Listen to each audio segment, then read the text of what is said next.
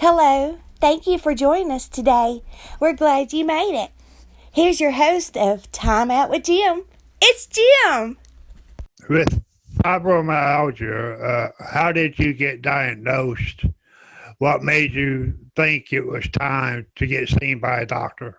Well, I'm gonna say I've always suffered with pain and stuff like that, but once I had my last child in 2010, it started getting really bad.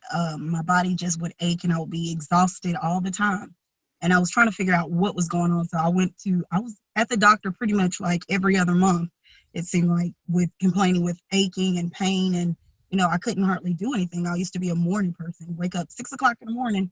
And all of a sudden it was like extremely hard for me to actually get up. So I was just like, okay, I'm in pain and something's going on. I don't know what's going on with my body. So for years, I went to the doctor and, they would tell me, oh, well, sometimes as we get older, we have pains. But the pain persisted for, I'm going to say, about 2 or 3 years at least before it started getting really bad. It was just a kind of like an even level, like, okay, I'm hurting, I'm tired. And then it just gradually got worse. So I kept going to the doctor and they finally, told me they were wondering about my thyroid and everything. And finally they were like, basically, you're a healthy woman. There's nothing, I don't know what to tell you. And eventually they started doing blood tests. And so with the blood test, I had found out that I had Sjogren syndrome. And with the Sjogren syndrome, they said that it seemed like it was lupus. So they sent me to a rheumatologist. The rheumatologist basically tested me and did a bunch of stuff. And they diagnosed me with Sjogren's. But once I was diagnosed with Sjogren's, they were like, well, you have fibromyalgia also. So, but that was, I'm going to say, about maybe 3 years ago that I got diagnosed. You had fibro. You said 3 years? I was diagnosed with it 3 years ago. Okay. I believe I've had it, I'm going to say since I hit about 18, 19.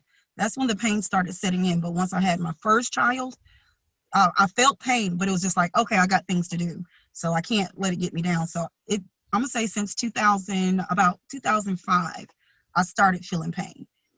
2010, once I had my last child, it was just unbearable pain. Like to the point where I was just like, okay, this is not normal.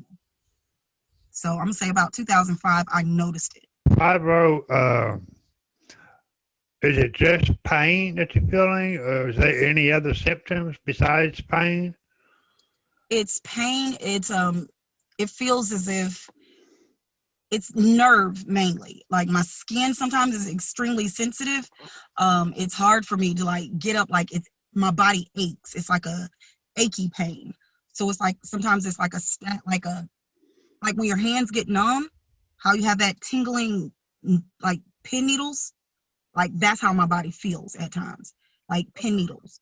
Like stepping on pin needles. My hands, like, they go numb sometimes. My shoulders, I have spots in my back and in my knees and stuff like that. Like certain places on my body that are like inflamed. Sometimes they swell up. So it's not just the pain is it's pain. It's the numb feeling. It's a lot to it, like nerve stuff. During my research, I've read that people with fibro gets tired a lot. Yes. Is that true?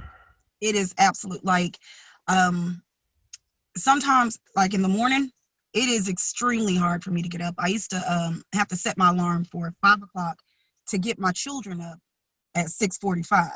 But I had to wake up at 5 o'clock, give myself that time to actually get up and to actually be able to move. It would be in the morning. Sometimes it's like my body is extremely exhausted. I don't know, like when you run a mile, like a couple miles, and your body just feels like you can't do absolutely nothing. Like every muscle is sore and you're just tired. Like, I just want to lay here. Don't even move. Don't touch me. Just leave me alone. It's one of those types of like lethargicness. Is you have no energy. And on top of that, like, it's just, you cannot stay awake for nothing. Sometimes I'll be talking to my children or talking to people and I fall asleep. Like, it's crazy. How has your life changed from having fibro? Well, it has changed from me having a steady job to me basically having to pick up crafts, because there's like with the situation with the fibro, you never really know when you're going to have a downtime, like an episode. That's what I call them, episodes. You never know when you're going to have an episode. And it had got to the point where I was in home health care, and I had clients, and most of my clients were self-sufficient. They pretty much just needed a companion. And then I had switched over to full-time. And this is when I was having an uptime, I had switched over to full-time. One of my patients had started going downhill and needed assistance, like getting up and stuff like that. And I remember one time, it was so bad. This is when I decided that I had to quit. It was so bad that I was actually assisting a patient up, and my body gave out on me, like absolutely gave out, to the point where I almost dropped my patient. And it hurt so bad to know that I almost dropped the patient. Like my body just was like, nope, not today. And it's just like you can't really, having a steady job and being able to go outside and play and run around with the kids, sometimes it is absolutely like it's impossible. Like they'll tell you, hey, do exercise and do all this stuff like that, and sometimes it helps, don't get me wrong, sometimes it helps. But when you're too tired and you don't have any energy and your body is hurting so bad, it is extremely hard to do any type of exercise when you like literally don't have the energy to get up out of the bed. It's been times where I've had to call my kids, my oldest daughter, and I'm like, can you please just help me go to the bathroom and take a shower? Like I can barely get in the tub. My joints swell up, my knees and stuff like that, they sometimes swell up. A lot of the times, you have to eat right. You have to eat a little bit better than what you normally do. That's one of the things that like it starts the inflammation in my body and starts different things or whatever. If I eat out, like if I eat fast food and stuff like that, a lot of the times it'll affect your body. So even eating, you can't eat everything you wanted to all the time. Drinking a lot of stuff, a lot of the stuff that I do every day, or I used to do every day, or, it's not something that's feasible now because of the fibromyalgia. What are your personal tips for relief? Far as eating habits, you have to do a lot more organic, not even necessarily organic, but more natural foods, more things that are alkaline. When you eat a lot of acid, like stuff that's not alkaline, it affects your body in a bad way. So eating healthy, I do a lot of herbs. I do CBD. I'm not really too big on medication. The only time I really take medication is whenever I am like extremely hurting to the point where I'm about to cry. But eating, trying to stay active, trying to, battle that. You have to try to do something, but trying to be active, eating better, and doing a lot of herbal stuff like moringa and turmeric is a big helper. I take turmeric. I make soap bars with turmeric in it. Smoothies, when I tell you, I put a lot of turmeric and moringa and ginger and stuff like that are healthy for you. I infuse that a lot with my everyday eating. So eating right, taking herbs, CBD is a big help. It calms down the pain, like the inflammation in your body. If you're hurting really bad, CBD kind of mellows it out to the point where you can actually tolerate it. So pretty much those are the things that I do that would help out, that helps out with me. Any other test for relief? Right now they have recommended I do a chemo infusion. I am terrified of chemo. That's not something I really want to do, but I've taken a lot of different types of medication. I have battled with that. I battled with it for about a year, maybe 2 years. 2 years of my life, I literally lost. And when I say I lost 2 years of my life, I was not coherent at all. I was so medicated that I didn't have any pain, but I also wasn't able to even help with homework with my children. I wasn't able to do anything. Like I was just so, for a lack of better words, I was so doped up that I didn't have any complaints. I didn't even have a personality. I didn't have any, like, a voice to even, because I was so medicated. A lot of the medicines that they put me on, they had put me on I want to say Cymbalta to help with the nerves and stuff like that. Cymbalta, it ended up making me suicidal. I had got really depressed on it, so it was like that. Lexapro. They gave me that because whenever you're dealing with any type of disease like this that's lifelong, you overthink it sometimes. So you get in the mood of, this is going to be the rest of my life and I have to suffer and I have to go through, so you're already in a down mindset. You have a down mindset. You're not positive because you feel the pain.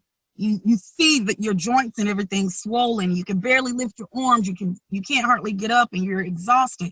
So you already have that negative that mindset. So whenever they put me on some of the medicines, because I've been on, I'm gonna say probably about 15 different types of medication. And, they want you to give them a month or two, a couple months to get it in your system. But once I was on those medications, it was just absolutely horrible. I don't know if it was a trial. I know the chemo infusion is kind of like a trial thing. I don't want to do it. I am terrified. I just felt like I was a pincushion, or a guinea pig. And I was taking so much stuff and I was out of my mind. Sometimes I hallucinated from some of the medications and it was just too much. So, I hadn't really I don't know if they were considered as trials or anything in that aspect, but I know that medication, I was tired of taking medication. When you got diagnosed, did a regular doctor diagnose you or did a specialist? I had went to a rheumatologist. My physician, the family physician that I go to, she basically was clueless. After seeing some of the markers for lupus in my inside of my blood or whatever, in my test results, that's whenever she just sent me to a rheumatologist because she basically told me, she was like, I don't know.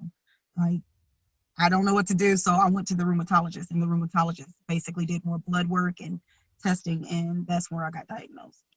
Do you want to give a shout out to your doctor? Dr. Chin, and he's pretty awesome. And Dr. Lucia, she's pretty awesome. They're in Canton, Georgia. They're pretty awesome. They've worked with me through the whole process, with me. They give me advice, and even with medical stuff, like they sometimes tell me it's okay to do a little herbal things and stuff like that. The turmeric was one of the things that I'm gonna say Dr. Lucia had told me to start taking. She was like, don't just put it in your food. You need to take the supplements of it. So I do want to give a shout out to them because they were actually super beneficial. You say to people who are just finding out they got fibro or trying to get on the right medicines or the right therapy, what would you say to them? Try a lot of different things. Don't just try the pharmaceutical medicines. Try herbal medicines. Herbal medicines benefit you in so many different ways. Eat better. Try your best to keep a positive mood. Like you always got to be positive towards this because it's easy to get drowned in the negativity and thinking about it's going to be the rest of my life and all the pain and everything that you're going through.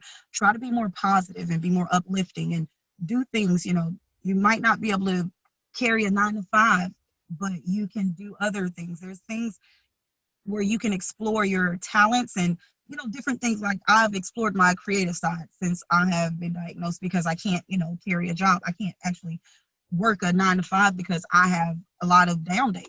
So try different things, do whatever makes you happy, and live your life to the fullest. I'd like to thank Kobe for talking to me about fibromyalgia. I've learned a lot, and I appreciate her taking her time out to talk to me. How did you get diagnosed? What made you think it was time to get seen by a doctor? What made me think it was time to get seen by a doctor was my extreme low energy. I'm deficient when it comes to B12 and D2. I don't possess those. I'm very deficient. So therefore I knew that something was going on with my body. I didn't know exactly what it was, but I knew something was going on. I would Well, like, I don't know if you can tell today, but I have a little outbreak. I've always had clear skin ever since I was younger. And all of a sudden, I started getting rashes all up my arm and on my chest and right in here and on my forehead.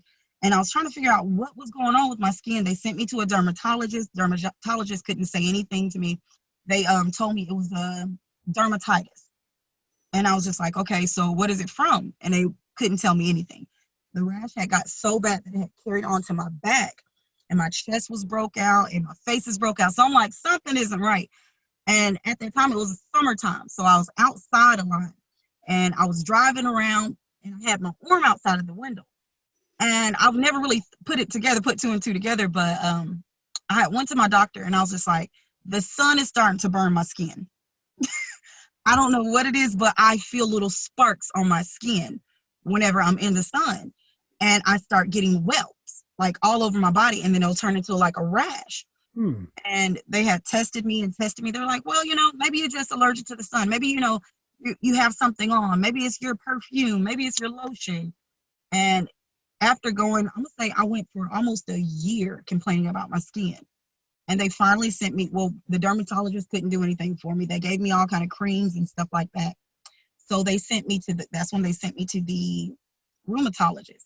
And the rheumatologist, before they sent me to the rheumatologist, that's when they tested me for lupus and my thyroid, lupus. They tested me for so many things, diabetes, and they couldn't really come up with a conclusion other than I had lupus markers. So when I went to the rheumatologist, that's whenever they tested me for everything once again, retested me for everything. And they had told me, they said, the test for Sjogren's, which is the last thing on the list that we can diagnose you or that you would possibly have, it's $150. At that time, I was just like, $150 for a test, let me go ahead and take it. So I went on and took it, and that's when I was diagnosed with Sjogren's syndrome. So, how has your life been affected with having Sjogren's? Well, I can't be in the sun as much. My skin breaks out really bad. So I kind of once I limit my time in the sun, especially when it's really hot outside, I limit my time in the sun. Being around sick people, it's an autoimmune deficiency, or autoimmune syndrome. So therefore, I can't be around sick people. I get sick. I stay sick. Once I do get sick, my kids can have a cold for about 2 or 3 days. I'll have it for a month or two, at least. It typically turns into bronchitis and pneumonia. Those are the things in upper respiratory infections. Or I just can't be around sick people. My immune system is not as strong as everyone else's. So it's just certain things that I cannot do. I can't eating certain stuff. It causes inflammation in my body. Once again, with the Sjogren's, it's chronic fatigue and chronic pain. So with the combination of those two, it's like a double whammy with fibromyalgia and the Sjogren's.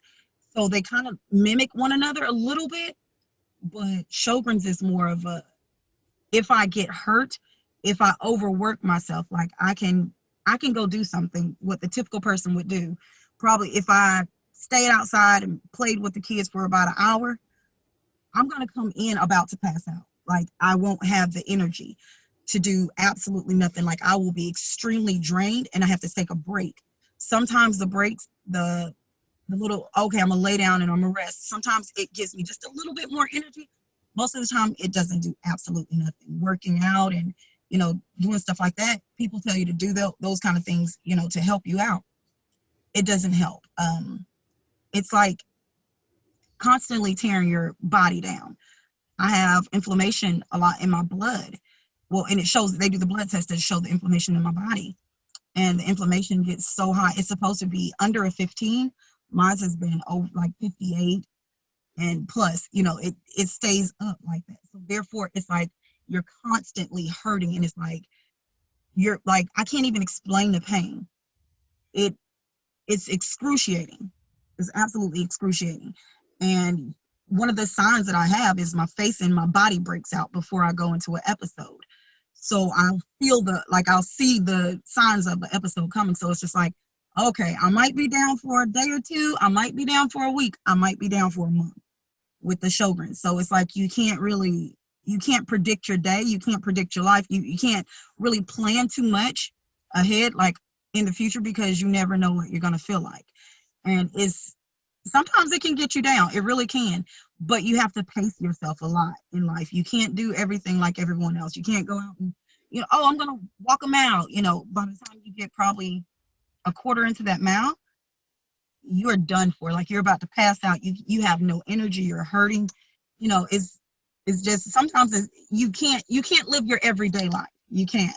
Like the old me is someone that, I used to come outside. Me and the kids played Red Rover and Duck Duck Goose and stuff like that. I can't do none of that. Like I can't.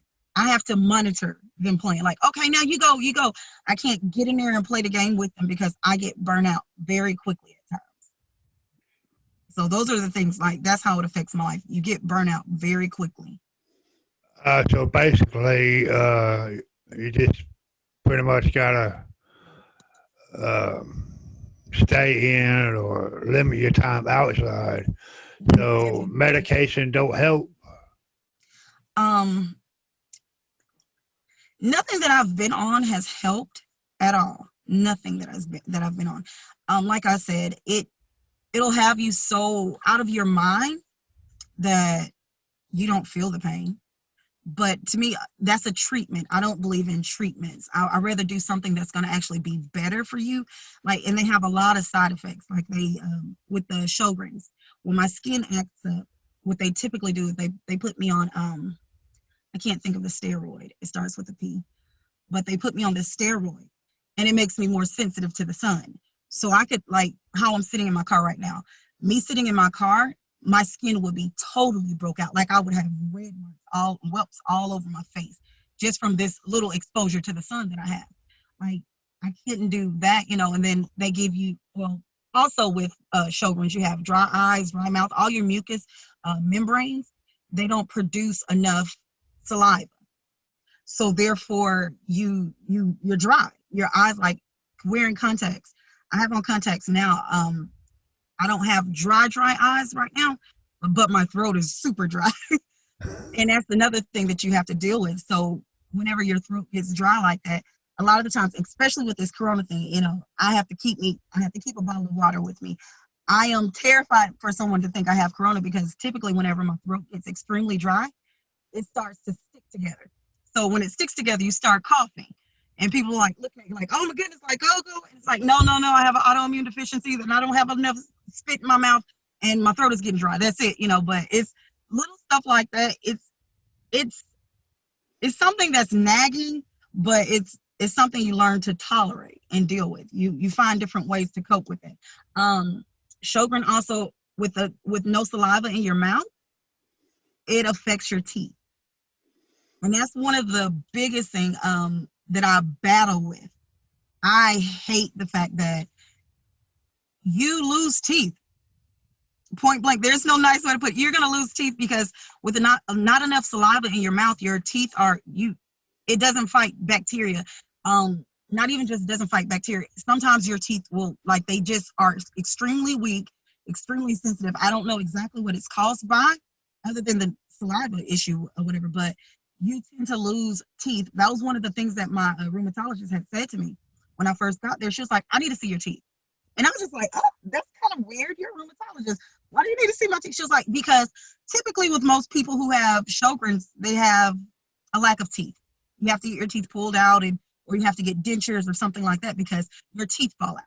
And I was just like, whoa, that explains a lot because when I was younger, ever since I was 17, like I've always brushed my teeth, but I've always had issues with my teeth, them falling apart, breaking, like in the back, my teeth would always fall apart and break. And I'm like, I don't understand what's going on. But that's one of the symptoms of having Sjogrens. You have issues with your teeth. Your hair falls out. My hair has fallen out so many times. Like I have been almost bareheaded. Like it's gotten to the point where I had cut all my hair off and I was just like, forget it. I'm not going to go around here looking like I don't know what with barely any hair, spots of hair because your hair falls out. You just lose hair, certain stuff like that. I don't know what causes it, the autoimmune deficiency. as far as what is entailed in creating these issues, but it happens. My respiratory system, sometimes it feels like an elephant is sitting on my chest. With the Sjogren's, it's basically what it is your immune system is extremely high. But in my case, my immune system is high, but it does not fight off like diseases. Like if I get a cold, it doesn't fight that off. It literally fights my body. That causes inflammation. It causes me to swell up and me to hurt really bad. So if I get a little sick or if I hurt myself, like let's say I hurt my wrist, next thing you know, my wrist is going to start swelling. I don't know what it is that makes my immune system or my cells, my white T cells, feel like, oh, that's a problem. That's a foreign body in our, a foreign object in our body. But whenever I have any type of injuries, typically my immune system attacks that area. It doesn't have to be any foreign bodies in my, like no disease, no bacteria, nothing there. It attacks whatever is in pain. Like if I hurt my arm, it literally will swell up or, stuff like that. So if I have a cold, oh, it's absolutely horrible. I can barely breathe. Like my chest it feels like something is like I can barely breathe. So that's another thing with the Sjogren's. It like your immune system, it is absolutely horrible sometimes. And it will attack your body even if there's nothing wrong, like you have issues. It's going to attack your body. It's going to make it where you can't breathe. I have brain fogs. Some days, like I can barely think. Like my words don't come out. And I'm pretty sure you can probably tell now because I used to, my vocabulary is okay, but yet and still, for some reason, my mind doesn't really want to connect everything.